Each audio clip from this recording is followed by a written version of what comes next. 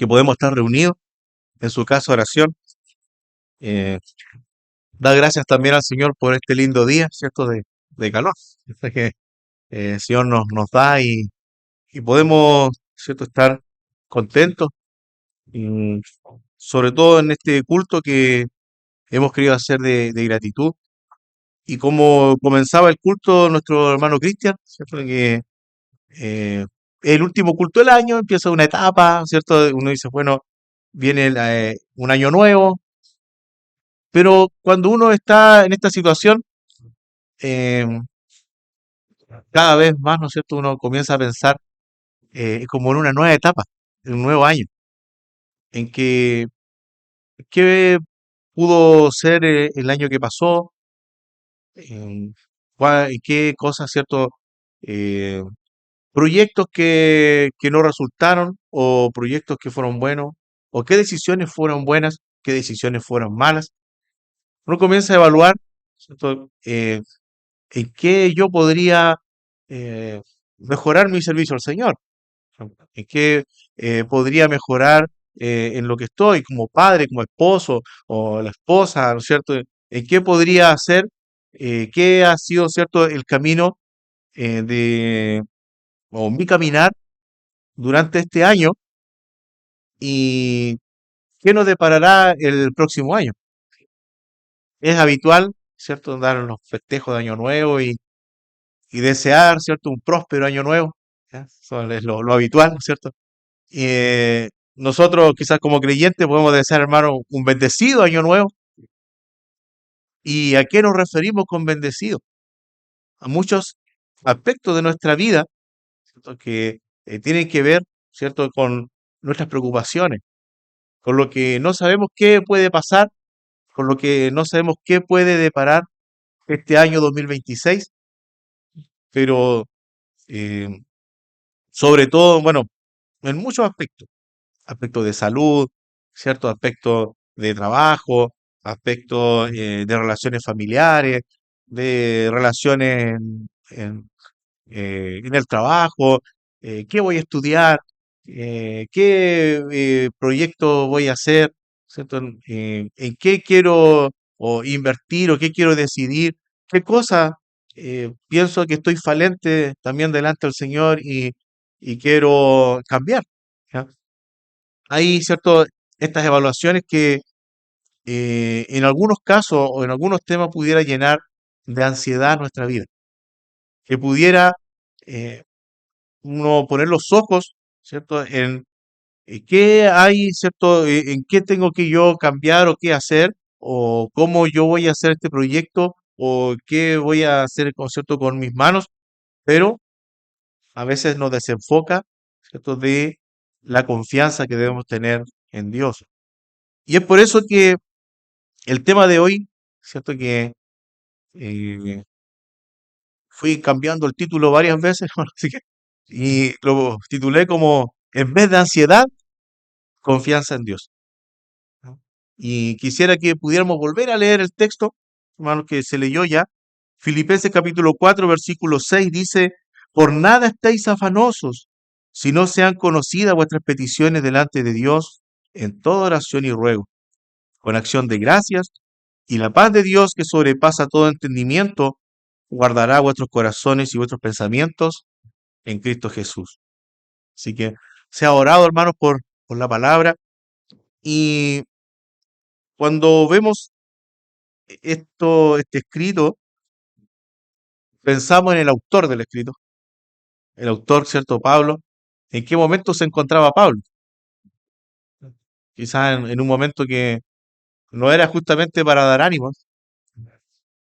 Pablo en este momento se encontraba encarcelado en Roma probablemente, lo que algunos señalan que podría estar preso en otro lado, pero más da a luz la cosa que está en Roma, encarcelado. Y lo que sí, esto es una carta carcelaria.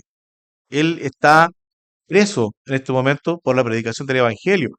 Y hay dos prisiones que están en Roma. ¿Ya? De la primera, Pablo fue libertado, ¿ya? Pero él llegó ahí porque apeló a César. ¿Sí? Está escrito en Hechos de los Apóstoles, ¿cierto? Que Llegó un minuto en que la justicia no se estaba haciendo realmente, ¿cierto? Bien, no estaba muy bien derecha la cosa, y él decide apelar a César, al emperador. Como ciudadano romano tenía el derecho, y por lo tanto comienza a haber todo un viaje, ¿cierto? Que se conoce como el cuarto viaje misionero, pero que en realidad es el viaje que llevan a Pablo preso, ¿cierto? Donde naufragó, etcétera, llegó a una isla, igual fue predicando el evangelio, ¿cierto? Pero hasta llegar a Roma, y estando allí, obviamente como preso, ¿cierto? No eran cárceles concesionadas, hermano, ¿cierto? Eran cárceles horribles, ¿cierto? Ahí estábamos hablando, ¿cierto? De una situación, ¿cierto? De mucha precariedad.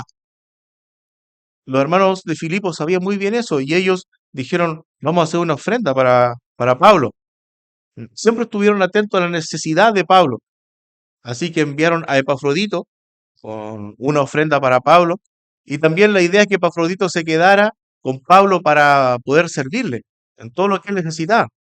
Pero en este transcurso, ¿cierto?, del viaje, Epafrodito se enfermó, estuvo a punto de morir, y Pablo, ¿cierto?, toma la decisión de enviar nuevamente a Epafrodito hacia los filipenses, ¿cierto? A hacer cosa que muere Epafrodito, ¿no es cierto? Así que, eh, y lo lleva con una carta de agradecimiento, que es la carta que nosotros tenemos ahora, ¿ya? Y él, por ejemplo, quiero que podamos ver el capítulo 3, versículo 19, perdón, ujú, perdón, el capítulo 1, hermano, ¿ya? El capítulo 1, versículo 19. Ahí sí, hay un error aquí.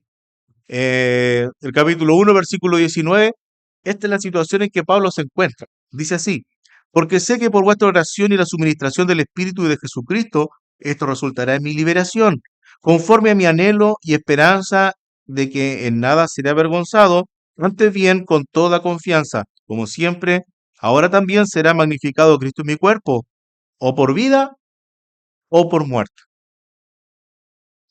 Lo que está esperando Pablo aquí obviamente es que el emperador conozca su caso, apelar al emperador, y tiene dos opciones: o ser liberado o ser ejecutado de muerte. Esa es la posición de Pablo. Así que acá él sigue diciendo, porque para mí el vivir es Cristo y el morir es ganancia. Más si el vivir en la carne resulta para mí en beneficio de la obra, no sé entonces qué escoger, porque de ambas cosas estoy puesto en estrecho, teniendo deseo de partir y estar con Cristo, lo cual es muchísimo mejor, pero quedar en la carne es más preciso por causa de vosotros. Y confiado en esto, sé que quedaré, que aún permaneceré con todos vosotros para vuestro provecho y gozo de la fe. La confianza de él, saben que yo tengo la confianza que el Señor me va a dejar. Porque las iglesias, necesitamos todavía confirmar más las iglesias. Yo creo que el Señor me va a dejar. Pero él está esperando una sentencia de un emperador pagano, donde no va a tener, ¿cierto? Eh, no va a ver su causa, ¿cierto? Lo va a ver desde el punto de vista de un pecador, totalmente. Que además de eso se hacía pasar por Dios. Y ese emperador es quien iba a ver si Pablo vivía o no vivía. En esta circunstancia, hermanos, es que Pablo le habla a la iglesia, a una iglesia que está siendo perseguida también, no está en paz. Es una iglesia que tiene persecución por la predicación de la palabra. Y aquí les dice, hermanos filipenses, por nada estéis afanosos. Uno pudiera tratar de alguno de animar a Pablo, ¿no? Pero es al revés. Él dice, hermanos, yo no sé qué va a pasar conmigo. Puede ser de que parta con el Señor, lo que es muchísimo mejor. Confío en que voy a quedar, pero les voy así a exhortar, hermanos, Por nada estén afanosos. Y lo natural, ¿no es cierto?, es poder investigar un poco acerca de la palabra en el original, en griego, eh, por afanoso, ¿ya? Como para poder entender un poco más el texto. Y bueno, hermanos, la palabra, ¿cierto?, es merimnao, que se traduce por preocupación, afán, ¿cierto?, por ansiedad. Y esta palabra tiene dos raíces, ¿ya? Una raíz que es merizo, que significa dividido, y nous, que es de la mente. Así que si nosotros pudiéramos eh, identificar o traducir como más etimológicamente la palabra, lo que significa, podríamos decir, ¿cierto?, que no tengan por nada la mente dividida. Eso nos da, ¿cierto?, una amplitud muy, bastante más grande del concepto, ¿cierto? Porque cuando uno habla de afán, ¿cierto? Da la sensación de cómo es hacer mucho, ¿sí? De que yo me afano, ¿cierto? Estoy muy dedicado a algo, pero va más allá. Es cómo está tu mente, si está tu mente dividida, ¿cierto? En lo que es confianza en el Señor y lo que es preocupación de algo que quieres solucionar sin el Señor. Y, y acá dice, ¿cierto?, el apóstol, por nada, ¿cierto?, estén afanosos. Así que lo primero que podemos ver, hermanos, el primer punto, ¿cierto?, de este tema es reconociendo la ansiedad. Posteriormente, ¿cierto?, cuál es, cómo vencer la ansiedad, ¿ya? Venciendo la ansiedad. Y en tercer punto, la promesa de Dios. Así que reconocer la ansiedad, hermanos, es, ¿cierto?, algo que va más allá, ¿cierto?, de lo que podemos entender de afanoso, sino que también una preocupación, ¿cierto?, que está destruyendo, ¿cierto?, nuestra fe en Dios, nuestra confianza en Dios, ¿ya? Así que, hermanos, lo que nos enseña aquí el apóstol es que nada, y eso ya, ¿cierto?, nada en nuestra vida, ningún aspecto produzca una preocupación pensando que es Dios, ¿cierto?, quien es quien lleva nuestro caminar, es quien Dios conoce, ¿cierto?, todas nuestras preocupaciones. Entonces, porque nada haya, ¿cierto?, que yo pueda desesperarme, que yo pueda decir, bueno, eh, no puedo dormir en la noche, no puedo descansar, esto está, ¿cierto?, en mi mente, ¿cómo lo soluciono? Nada haya que no, no sea, ¿cierto?, fuera de o pensando, ¿cierto?, que está bajo el control de Dios. Así que, hermanos, por nada, ¿cierto?, estén afanosos.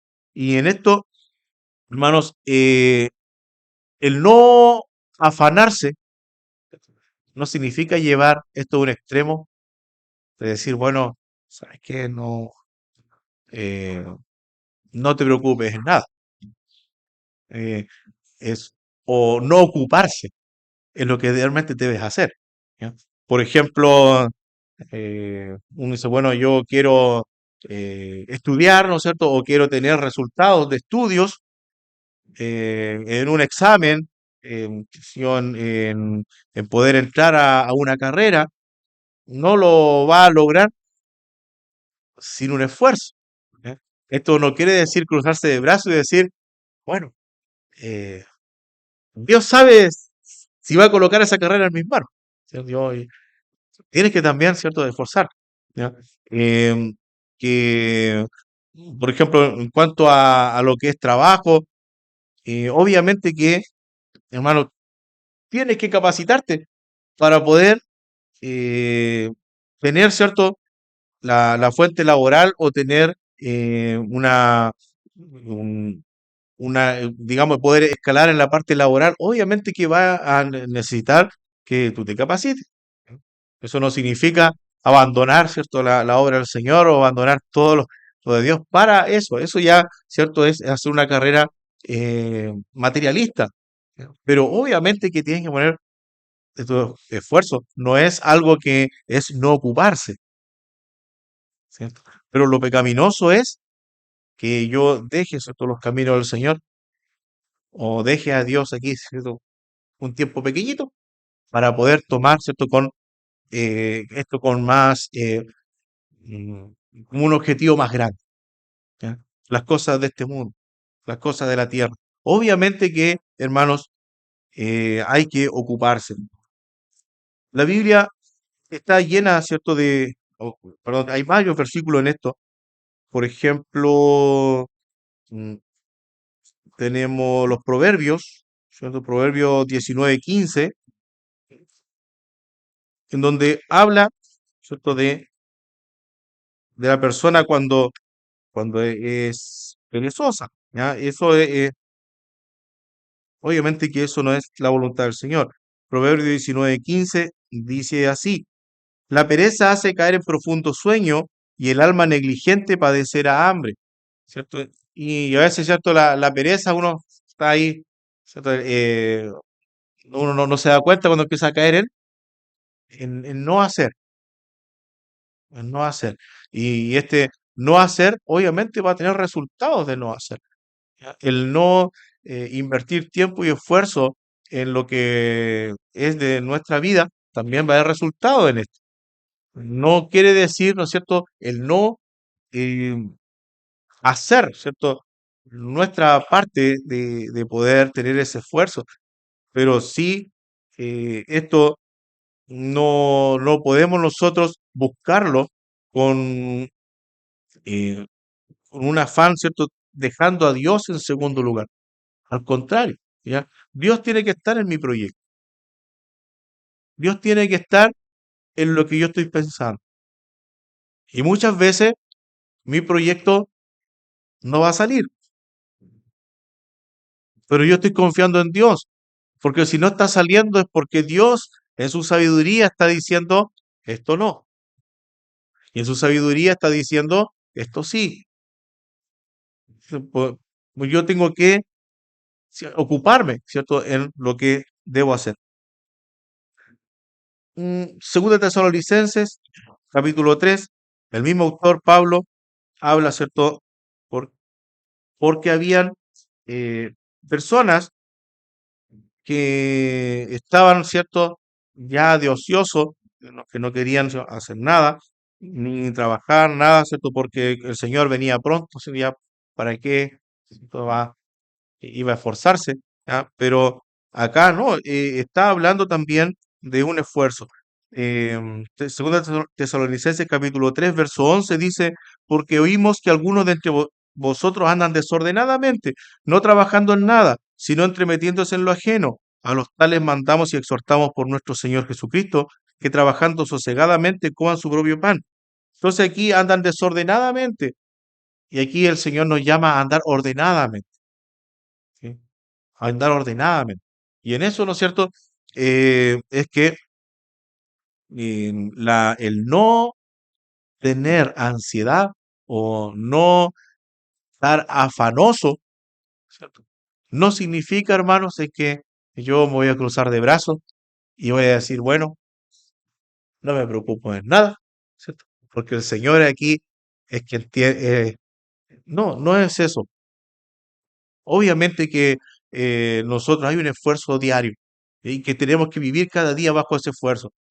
Pero mi mente está pensando en qué, en que es Dios, ¿cierto? Y quién está cerca de todas mis necesidades y de todo, ¿cierto? Lo que yo estoy proyectando y de todos mis pensamientos y de todo lo que es mi preocupación, de todo lo que me produce gozo y también de todo lo que me produce tristeza también.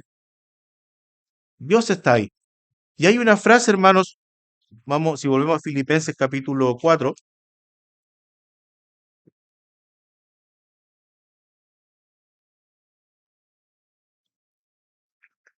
el versículo 5, ¿cierto? Hablemos de la parte C del versículo, ya la última frase dice, el Señor está cerca. ¿Sí? Y aquí ese cerca, ¿ya? Es un término que, un adverbio que uno lo puede utilizar tanto como de tiempo, ¿ya? De decir, bueno, el Señor está cerca, está pronto a venir, ¿ya? Eso es lo puedes traducir, ¿cierto? Como, o lo puedes tomar como el Señor está pronto a venir, o también el Señor está cercano, es un adverbio de posición, está cercano a ti. Y dentro del contexto en donde Pablo no está hablando de escatología aquí, está hablando del diario vivir, está hablando de exhortando a cómo debemos conducirnos, ¿cierto? Y en este caso, nosotros no somos una iglesia perseguida, ¿cierto? Gracias al Señor. Pero acá había filipenses, aparte de todo su diario vivir, además era una iglesia perseguida por predicar el Evangelio. De acá hay una exhortación a cómo deben vivir y en esto dice el Señor está cerca. Entonces, eh, lo más natural es tomar el contexto para poder entender esta frase, que el Señor está cercano. No es un Dios que está lejos. No está el trono de Dios allá en el cielo y bueno, tratar, ¿cierto?, de orar fuerte, ¿no es cierto?, para que... No, el Señor está cercano. No, en lo que hay una preocupación, en lo que está pensando, en lo que, hermano, el problema que sea, no hay eh, no es aquí solo algo de tipo o económico, no, más allá, hermano. ¿Qué es lo que te entristece? ¿Qué es lo que te preocupa? ¿Qué es lo que te está produciendo ansiedad? El Señor está cerca. El Señor no está lejos de esto. El Señor no está lejos de nuestras vidas. Por lo tanto, dice, por nada estáis afanosos, porque tenemos a un Dios que está cerca. Por lo tanto, no estar afanosos y el nada, ¿cierto? Es todo el aspecto de la vida. Nada, nada que produzca afán. A veces pasa, ¿cierto? Que lo que nos entristece es un vecino molesto. ¿Ya? ¿Qué es lo que entristece la vida? A veces es un hijo rebelde, a veces es un, digamos, un familiar o en la salud de un familiar. Nada provoca afán en nuestra vida, porque el Señor está cerca. Y en vez de eso, viene lo que sí hacer. Y este es cierto, cómo vencer la ansiedad. Si no, ¿y qué debemos hacer? Orar al Señor. Sean conocidas vuestras peticiones delante de Dios en toda oración y ruego. Y aquí va implícito como el todo. Porque si por nada vamos a estar afanosos, entonces en todo sean conocidas vuestras peticiones. Eh, el- la Biblia de las Américas es un poco más, ¿cierto? Y lo traduce mejor. Dice la Biblia de las Américas, por nada estén afanosos, antes bien, en todo, mediante oración y súplica, con acción de gracias, sean dadas a conocer sus peticiones delante de Dios. Es un poco más explícito, dice, en todo. O sea, todo sea, ¿cierto?, dado a conocer a Dios. En oración, que tiene que ver, ¿no es cierto?, con nuestras peticiones, pero a veces viene en súplica, en súplica. A veces, ¿cierto?, hay que orar, doblegar las rodillas llorando. A veces, ¿cierto?, es cuando la necesidad es grande, hermanos, pero no hay nadie más que sea la fuente de solución. Nadie más que pueda comprender nuestro problema. Y tenemos, por ejemplo, a los israelitas, que ellos, cuando les faltó el agua, ¿cierto? Hay un pasaje pasajes bien duros. El número 14, número capítulo 14, dice así. Entonces toda la congregación gritó y dio voces, y el pueblo lloró aquella noche, y se quejaron contra Moisés y contra Aarón todos los hijos de Israel, y les dijo toda la multitud, ojalá muriéramos en la tierra de Egipto, o en este desierto, ojalá muriéramos. ¿Por qué nos trae Jehová a esta tierra para caer a espada, y que nuestras mujeres y nuestros niños sean por presa? ¿No nos sería mejor volvernos a Egipto? En otras oportunidades, cuando había sed, ¿por qué nos trajo Dios aquí para morir de sed en Egipto? ¿No nos hubiese mejor dado Dios matado en Egipto?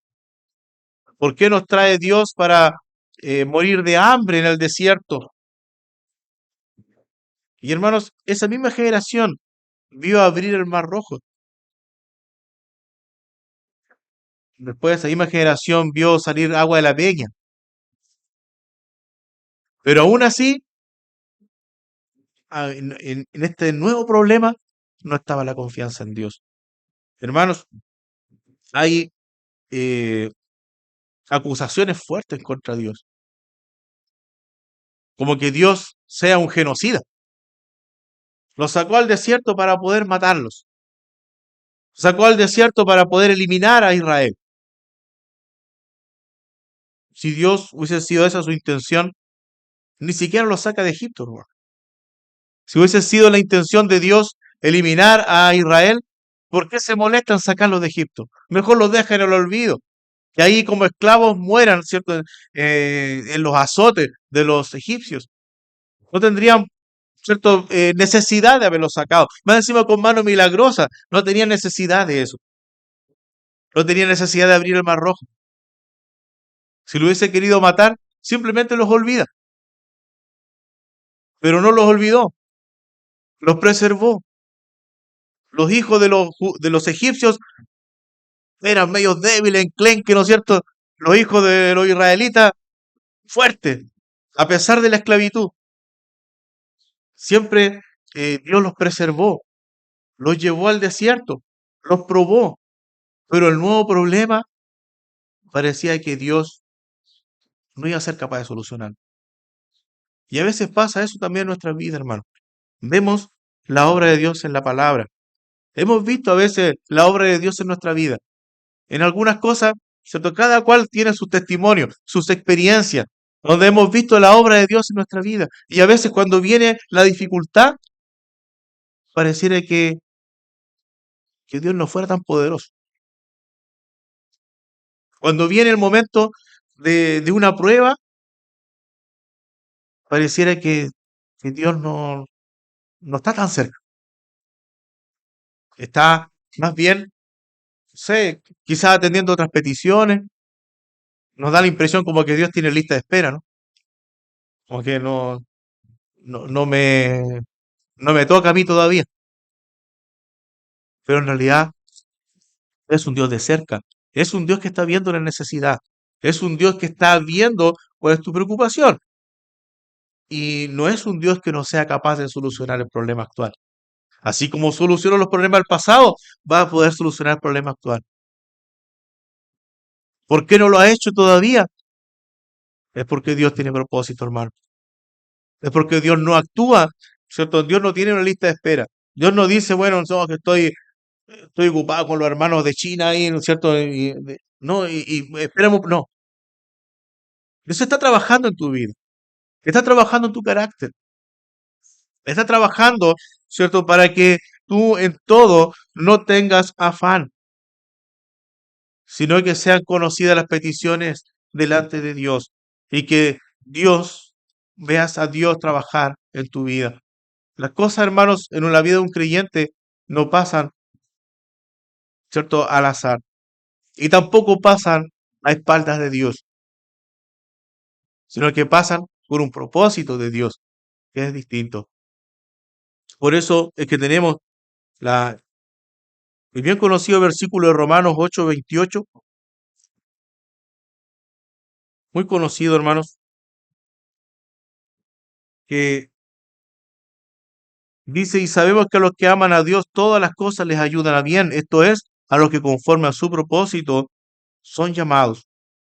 Así que eh, nosotros, hermanos, lo primero que tenemos que pensar, porque el apóstol dice, sean conocidas todas sus peticiones en oración y ruego. A veces hay que orar, a veces, hermano, hay que doblar las rodillas, ¿cierto? Y llorar delante del Señor. A veces ha tocado, hermano, llorar delante del Señor, rogar delante del Señor. Pero dice con acción de gracia. Y tenemos que reconocer que a veces uno va con acción de queja. Señor, bueno, eh, tú sabes todo lo que yo hago en la iglesia. ¿No? Resulta que más bendecido veo al impío mi vecino que está, ¿cierto?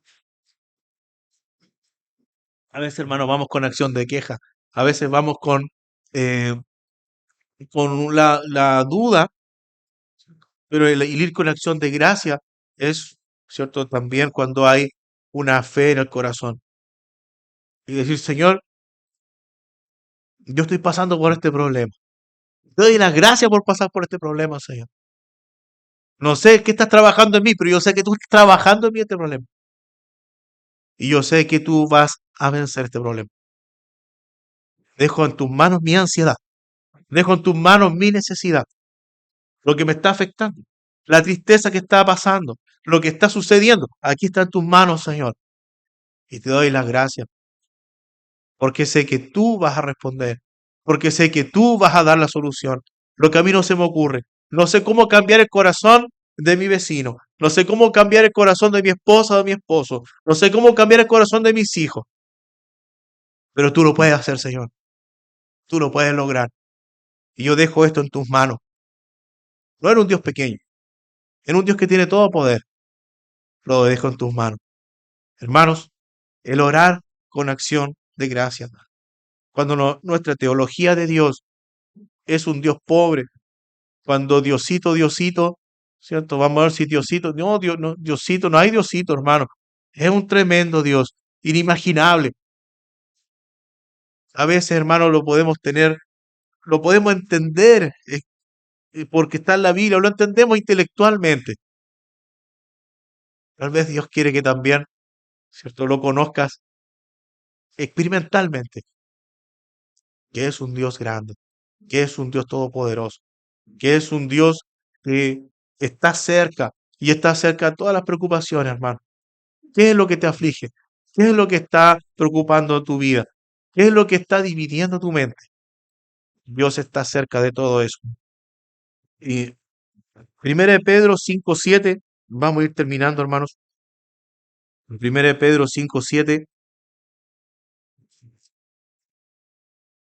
es cierto, dentro del mismo tema, dice, echando toda vuestra ansiedad sobre Él, porque Él tiene cuidado de vosotros. Y eso, cierto, lo que pueda marcar nuestro 2026.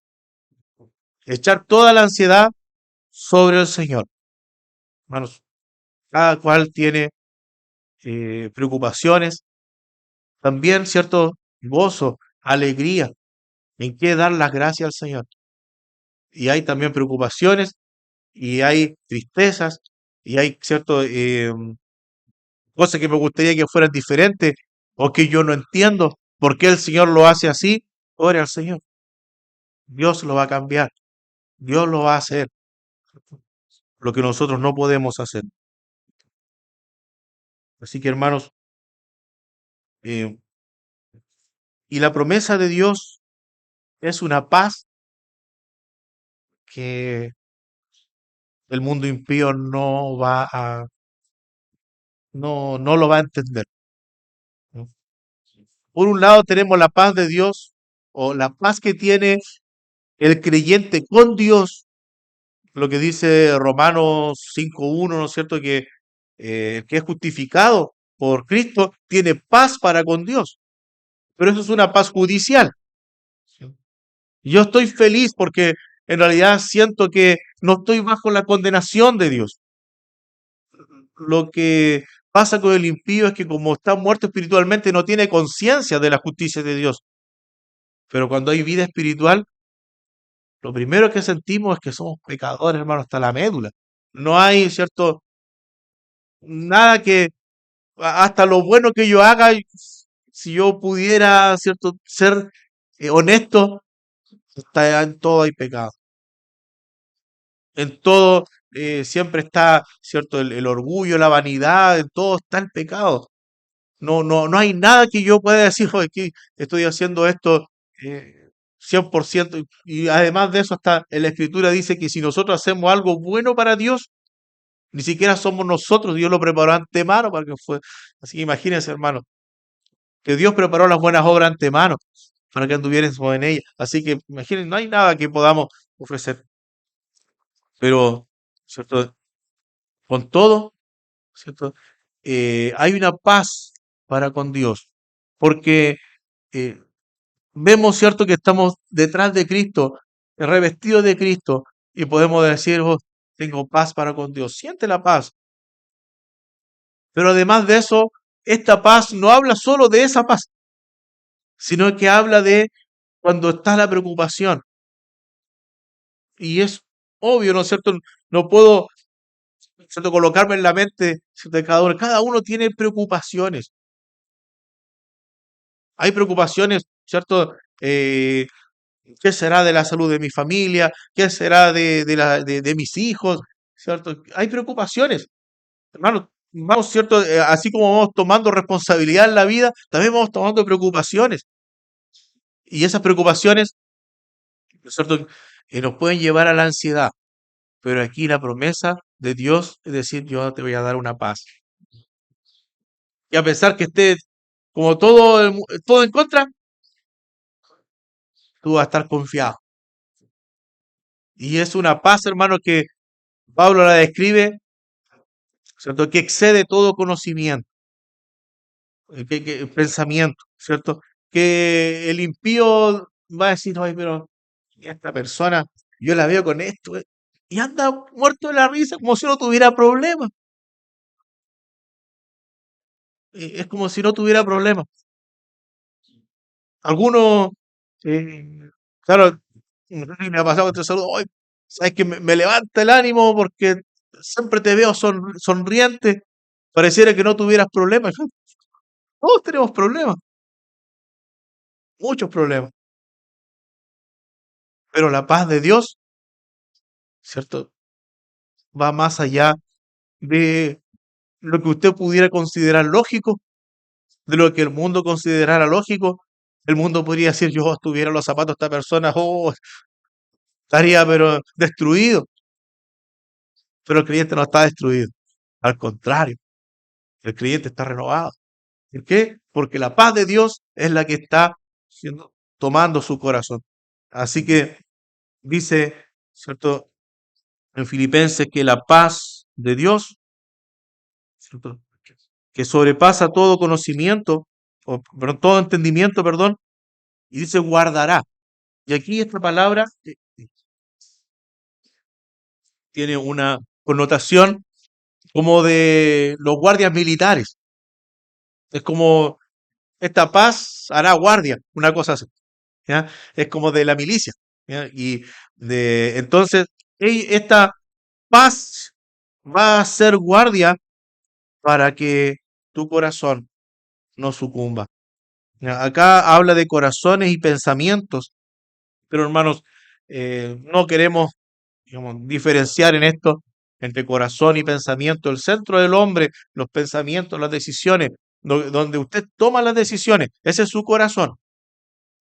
Lo otro es el corazón físico, ¿no es cierto?, que a veces falla, ¿no es cierto?, lo destapan y todo, ¿cierto? Ya, esa es otra cosa, ¿ya? Pero su corazón, espiritualmente hablando, es el centro donde usted toma las decisiones. Pero a veces hay que tener ojo, que podemos tomar una decisión en un campo de desconfianza de Dios. Podemos tomar una decisión eh, estando bajo ansiedad y a veces decir, "Ah, Dios no, bueno, quizás de otras personas sí, le ha ido bien con Dios, ¿no? Conmigo no, como que no va muy bien, ¿cierto? O Dios no me escucha, o Dios, ¿cierto? No, no me está respondiendo. ¿Por qué será, no es cierto? Pero aquí, hermanos, eh, el guardar nuestro corazón. Proverbios, el capítulo 4, si no me equivoco, de Proverbios. Es un también muy conocido versículo en donde habla, ¿no es cierto?, Proverbios 4:23. Proverbios 4:23 dice, sobre toda cosa guardada, guarda tu corazón, porque de él mana la vida. Y aquí va exhortando, ¿cierto?, a los jóvenes, sigue el camino recto, no sigue el camino de los malos, ¿cierto? Porque aquí en los caminos de los malos eh, va a decir, oye, hagamos perversidad, hagamos, no, sigue el camino de los rectos. Y sobre toda cosa, guarda tu corazón. Y a veces, ¿cierto?, hermanos, por fuera podemos ser cristianos geniales, pero a veces el corazón está lleno de tentaciones y está lleno también de pensamientos que no están protegiendo nuestra relación con Dios, sino que pensamientos blasfemos, de pensamientos que no estamos atribuyendo al Señor victoria, ¿cierto?, sobre nuestros problemas, sino que al contrario, de- pensamientos, ¿cierto?, de decir, bueno, Dios no, como que nos está tratando igual a todos los hijos, ¿no? A veces hay pensamientos blasfemos en nuestro corazón. A veces hay pensamientos que no son de la paz, ¿cierto?, que el Señor coloca en el corazón. A veces hay pensamientos que nos producen raíces de amargura y que están ahí en el corazón también. Hermanos, todas esas cosas nosotros las tenemos que dejar en el Señor. Y muchas veces, hermanos, tenemos que identificar nuestro corazón. A veces el corazón está mirando hacia tentaciones, hacia cosas que Dios no quiere. A veces el corazón está decidiendo, ¿cierto?, pero decidiendo no en base a lo bíblico, sino que en base a, mira, bueno, si Dios no me responde, yo voy por este otro camino. Muchas veces pasa eso con nuestro corazón. Y es cierto y tan importante identificar eso y colocarlo en las manos del Señor y decir, Señor, yo tengo esto en mi corazón. Identifique su corazón, hermano. No, no es lo que nosotros vemos, ¿cierto? No son los rostros que vemos. No es lo que usted ve para acá, lo que ve el Señor en nuestro corazón. Y a veces decir, Señor, ¿sabes qué? En mi corazón hay desconfianza. ¿Sabes qué? Lo que hay en mi corazón, Señor, hay palabras blasfemas en mi corazón. En mi corazón, Señor, pidiendo perdón al Señor, pero a veces hay rebeldía, hermano. Y a veces, ¿cierto? Claro, obedecemos, pero no de buena gana, porque hay rebeldía en el corazón, porque hay tristezas en el corazón y cosas que el Señor, ¿por qué el Señor no lo hizo así? ¿Por qué el Señor se decidió así? ¿Por qué el Señor, si yo quería esto, sucedió lo otro? Pero qué mejor que ir ante el Señor y decir, Señor, yo quiero que tú me des la claridad. Lo que yo sí sé es que tú estás trabajando en mi vida. Yo quiero que tú me des la claridad, ¿ya? Y llevar todo a las plantas del Señor. Eh, y ya, ¿cierto? En Hebreos,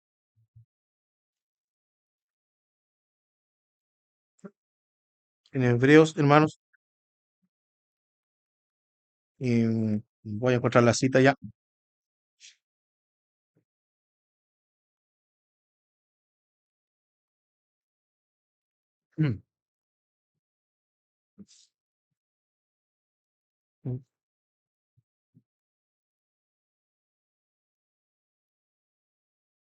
Bueno, Hebreos capítulo 4 versículo 14 en adelante. Hebreos capítulo 4 versículo 14 en adelante. Vemos a un Dios, a un Jesús que es sumo sacerdote, que no es un Jesús que está solo en el trono. sino que es un Jesús que vivió como uno de nosotros. Así que, hermanos, ¿hay problema en el corazón?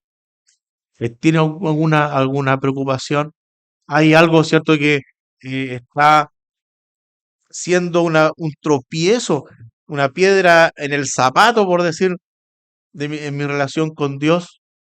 Usted puede confiadamente, ¿cierto? Conversarlo con el Señor. Dice así, por tanto, teniendo un gran sumo sacerdote que traspasó los cielos, Jesús, el Hijo de Dios, retengamos nuestra profesión. Porque no tenemos un sumo sacerdote que no pueda compadecerse de nuestras debilidades, sino uno que fue tentado en todo según nuestra semejanza, pero sin pecado. Acerquémonos, pues, confiadamente al trono de la gracia para alcanzar misericordia y hallar gracia para el oportuno socorro. Así que, hermanos,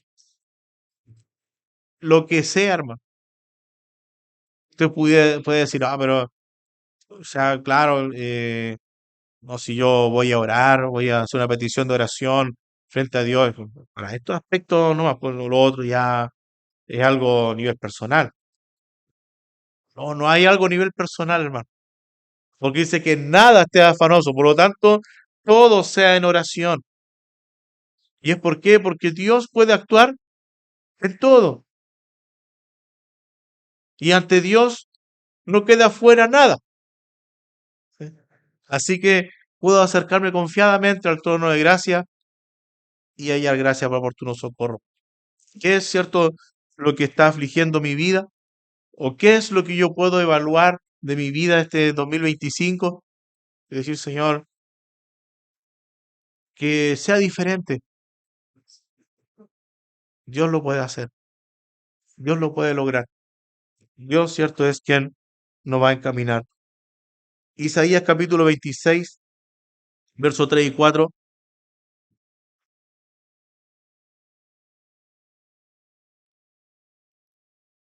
Isaías 26, verso 3 y 4 dice, tú guardarás en completa paz aquel cuyo pensamiento en ti persevera, porque en ti ha confiado. Confiad en Jehová perpetuamente, porque en Jehová el Señor está la fortaleza de los siglos. Y, y eso también es cierto para nosotros.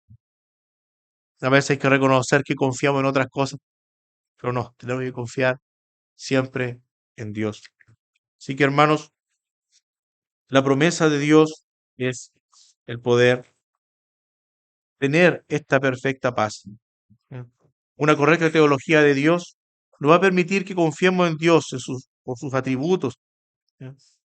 Y, y eso, cierto, es también cuando Dios demora en responder, cuando Dios dice no, poder si confiamos en la sabiduría de Dios, muchas veces también, ¿cierto? Nos molestamos con Dios porque no responde a como nosotros queremos que responda, pero confiamos en la sabiduría de Dios, ¿cierto? Por algo, Dios dice no. No es que Dios esté tan ocupado allá con los hermanos de China que a usted no lo escuche. Sí le escucha la oración, hermano, pero Dios está trabajando y Dios, ¿cierto? Lo sabe por qué sí, por qué no. Es cierto, dentro de la sabiduría de Dios, Él sabe por qué sí y por qué no.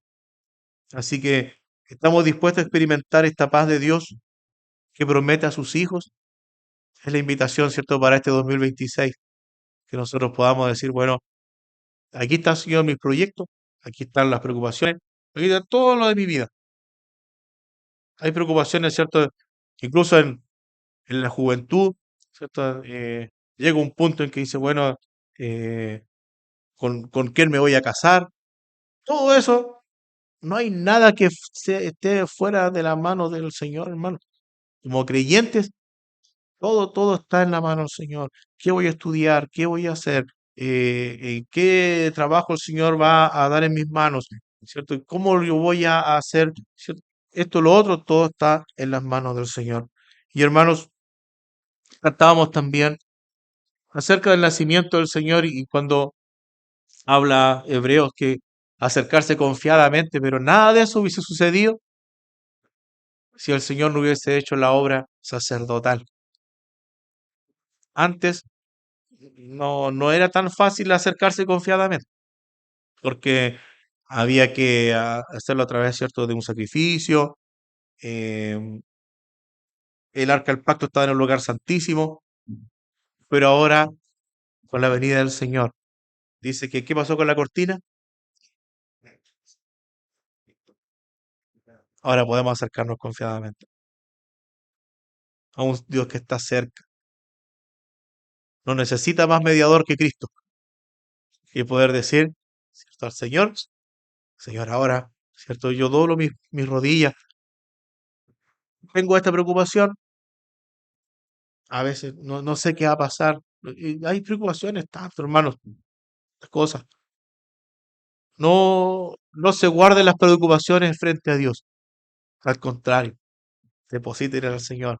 Y el Señor, esto, esto está en tus manos. Y desde ya doy gracias por la respuesta. Porque el Dios que te servimos es un Dios grande. Desde ya, Señor, yo sé que la respuesta va a ser lo mejor que, más de lo que yo me voy a imaginar. La mejor respuesta va a ser la tuya. Orar con acción de gracias. Y el Señor va a hacer, hermano. Así que le vamos a pedir que podamos orar al Señor y dar las gracias por todo lo que Dios ha hecho. Padre Santo, estamos, Señor, en este culto. Oh Dios, un culto de gratitud en donde podemos reconocer tu mano en lo que, Señor, tú nos has sustentado hasta hoy. Reconocer tu mano, Señor, en lo que tú nos has defendido.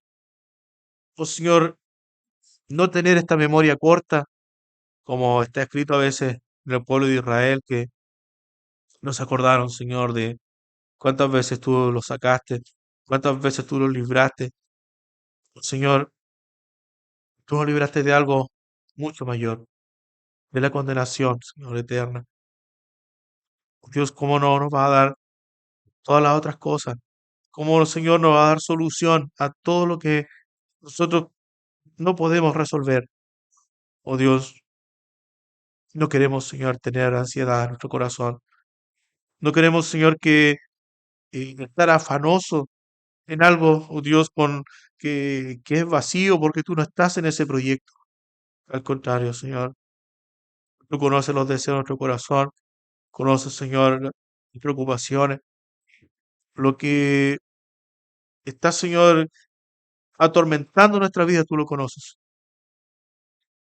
Pero ahora lo colocamos delante de ti. Señor, no obedeciendo a la voz del diablo que dice que tal vez, Señor, es un problema demasiado grande o que tú no estás presente. Tú estás presente en cada problema, Señor. Y por eso te damos las gracias y colocamos, Señor, esto a ti. Ayúdanos, Señor, para que estas palabras de fortaleza, Señor, estén en los hermanos. A través del año, Señor, tu Espíritu Santo lo pueda recordar una y otra vez en los problemas, en las situaciones difíciles, Señor, cuando a veces no se sabe qué decidir. Oh, Señor, tú seas la fuente de la sabiduría, la fuente, Señor, de paz, y esa fuente, Señor, de poder que pueda obrar, Señor, librando toda batalla. Oh Dios, gracias te damos también, porque podemos acercarnos al trono de gracia confiado. Gracias, Señor, por tu Hijo, que un día, Señor, nació, que un día tuvo que eh, padecer como uno de nosotros, que un día, Señor, murió por nuestros pecados, para lograr una victoria, para lograr un acceso directo a lo que ahora podemos, Señor, ir confiadamente al trono de gracia. Te damos gracias, Señor, por sus bendiciones. Te damos gracias, Señor, por lo que ha sido este año y lo que será, Señor, el próximo año. Oh Dios, siempre tu mano, siempre, Señor, en victoria, porque tú das la victoria a tus hijos, Señor. Te damos las gracias en nombre de Jesús. Amén.